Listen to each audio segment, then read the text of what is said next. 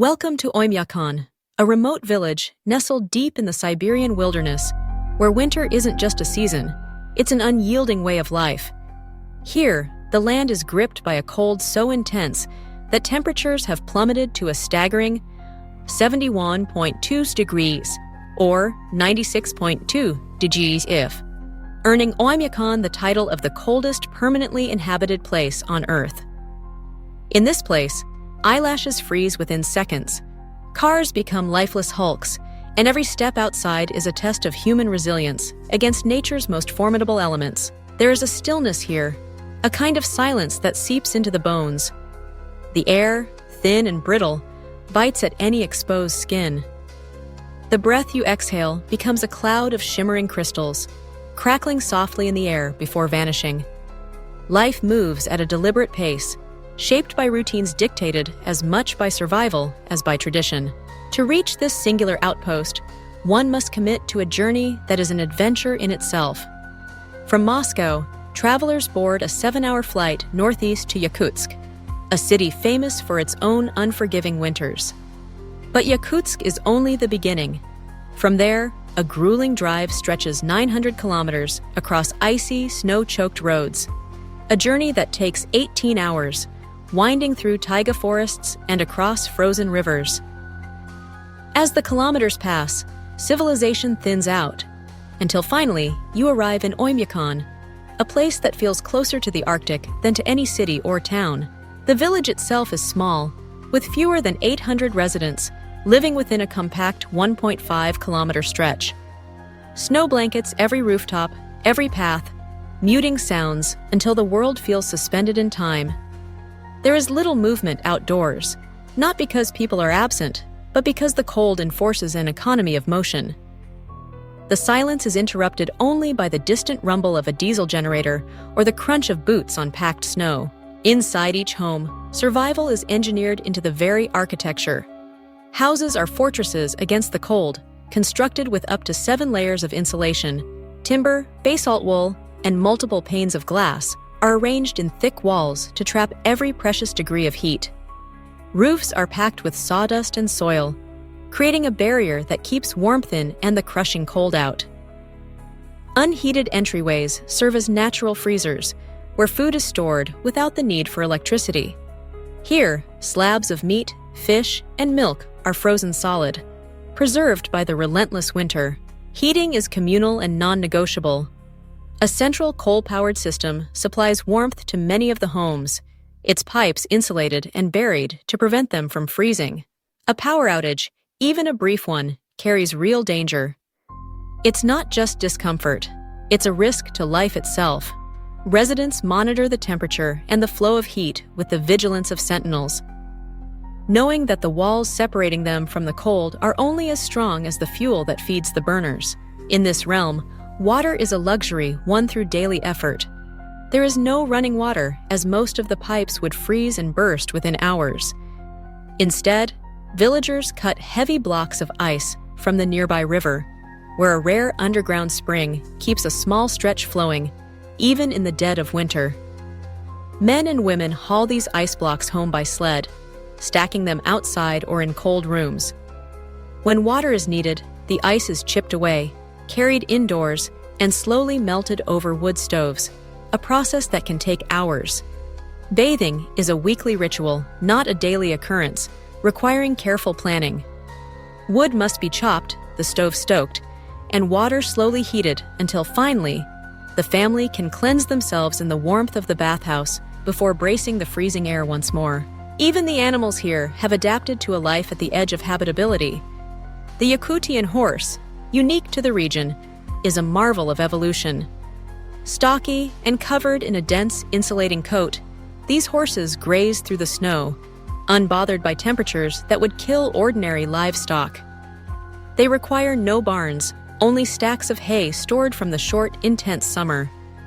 Their meat and milk are vital sources of nutrition for the people, especially during the long, dark winter months, when nothing grows and all fresh produce must be imported at great expense. Cattle are cared for with equal ingenuity.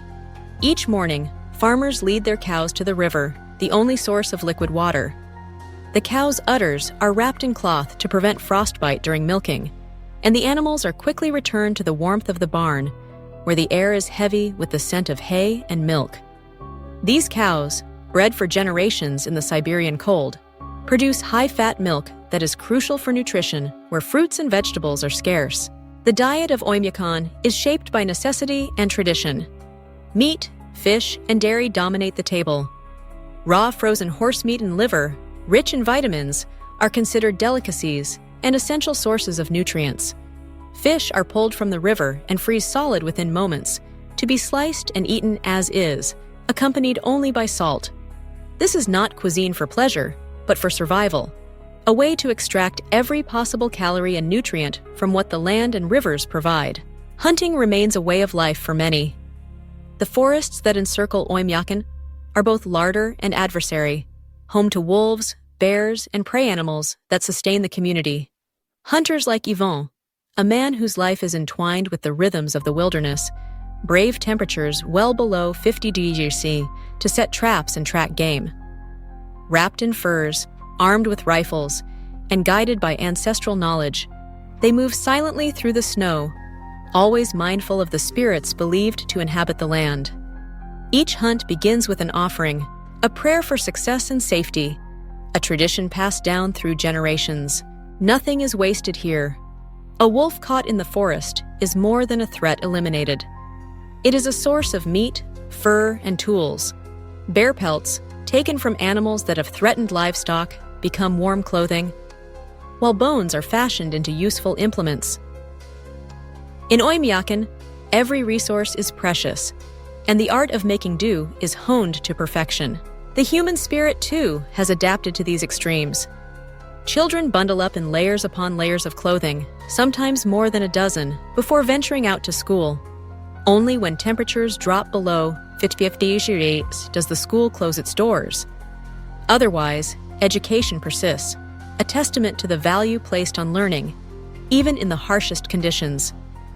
In the classroom, faces peek out from scarves and hats, cheeks red from the cold, eyes bright with curiosity and determination. Life in Oymyakon is shaped by rituals, ancient and modern.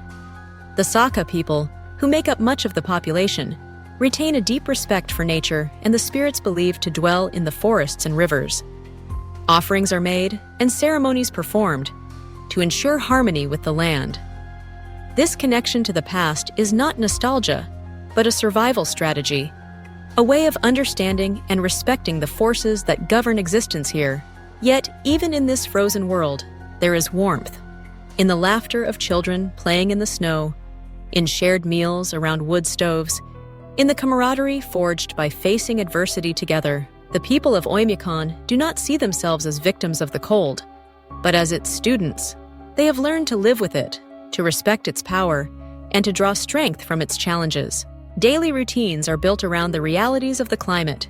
There is no indoor plumbing. Instead, outhouses stand at the edge of each property, their contents freezing into towering columns of ice. Visiting the toilet requires bundling up and braving the dark, sometimes in temperatures that steal the breath from your lungs. For some, heated outhouses offer a rare comfort, though the warmth comes with the price of trapped odors. Transportation is another daily trial. Cars, if left outside, become useless. Diesel solidifies, batteries die, and tires go flat in the unyielding cold. Most vehicles are stored in heated garages, and even then, starting the engine can take hours of preheating with jet heaters. A car that finally rumbles to life after 3 hours of effort is a small but meaningful victory, a reminder that persistence pays off, even here. Despite the hardships, there is a sense of pride in what it means to endure. The community is close-knit, bound by shared experience and mutual dependence.